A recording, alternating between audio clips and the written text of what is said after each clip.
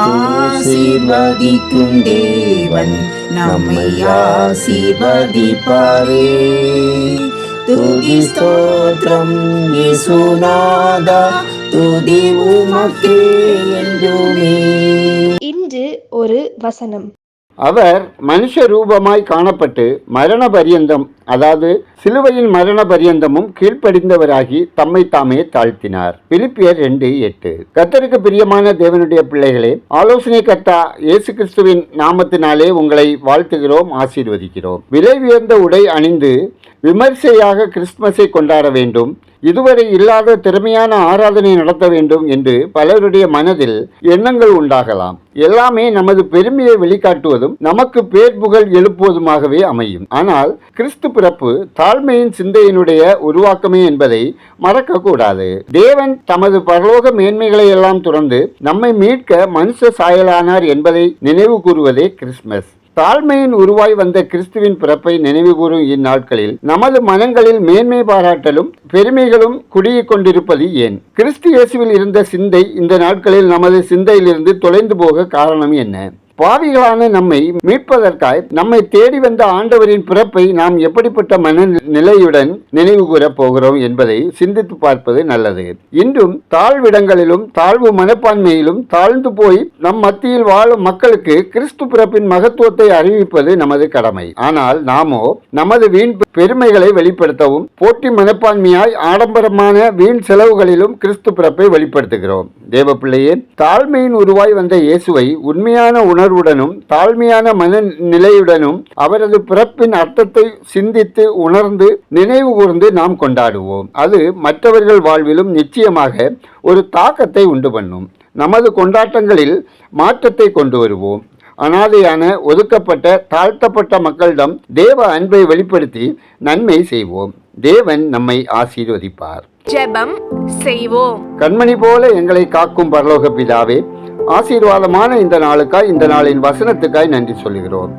தாழ்மையின் உருவாய் எங்களை தேடி வந்த தேவனே, உண்மையான உணர்வுடனும் தாழ்மையான மனநிலையுடனும் உமது பிறப்பை நினைவு கூற எங்களுக்கு கிருபை தாரும். கர்த்தாவே, நாங்கள் அனுதினமும் உமக்கு பிரியமான வழியில் நடக்கவும் உமது அன்பிலே நிலைத்திருக்கவும் அனைத்து மக்களிடமும் சமாதானமாக நடந்து கொள்ளவும் தயை செய்யுங்க. ஆண்டவரே, இன்று ஒரு வசனம் கேட்கிற ஒவ்வொருவருக்கும் உம்முடைய வல்லமையான ஆசீர்வாதத்தையும் சமாதானத்தையும் தந்தருளுங்க. வாழ்வின் கண்ணீர்கள், சங்கடங்கள், பிரச்சனைகள் எல்லாம் மாறி ஆண்டவர் தாமே ஒரு ஆசீர்வாதமான வாழ்க்கை தர ஜெபிக்கிறோம்.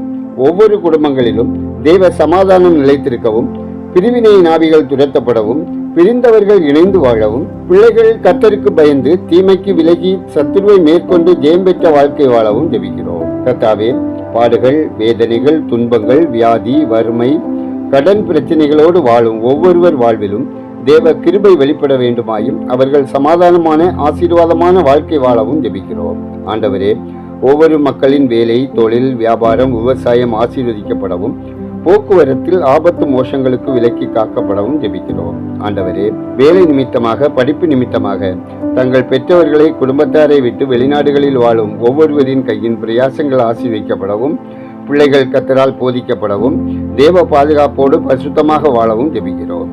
திருமணமாகி பல ஆண்டுகளாக குழந்தை பாக்கியத்துக்காக காத்திருக்கும் தம்பதியருக்கு கர்த்தரின் கண்களில் கிருபை கிடைக்கவும், திருமண வயதில் இருக்கும் வாலிப பிள்ளைகளுக்கு திருமண காரியம் கைகூடி வரவும், வேறு காலத்தை எதிர்நோக்கும் பெண்களின் பயம் நீங்கி சுகப்பிரசவம் உண்டாகவும் ஜெபிக்கிறோம். உலகெங்கிலும் சுவிசேஷ பணி செய்யும் ஊழியர்கள் மற்றும் மிஷினரிகள் ஆரோக்கியத்தோடு வாழவும், பணித்தளங்களில் தேவைகள் சந்திக்கப்படவும், சத்துருவின் போராட்டங்களில் கர்த்தரின் பலத்த கரம் அவர்களை காத்து கொள்ளவும் ஜெபிக்கிறோம்.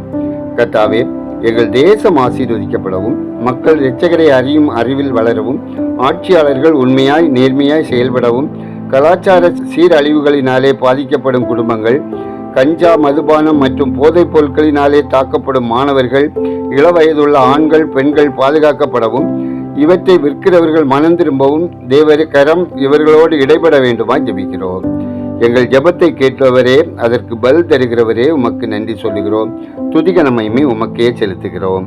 எங்களுக்காக பரிந்து பேசும் இயேசுவின் நாமத்தில் ஜெபிக்கிறோம் எங்கள் ஜெபங்களும் நல்ல பிதாவே. ஆமேன்.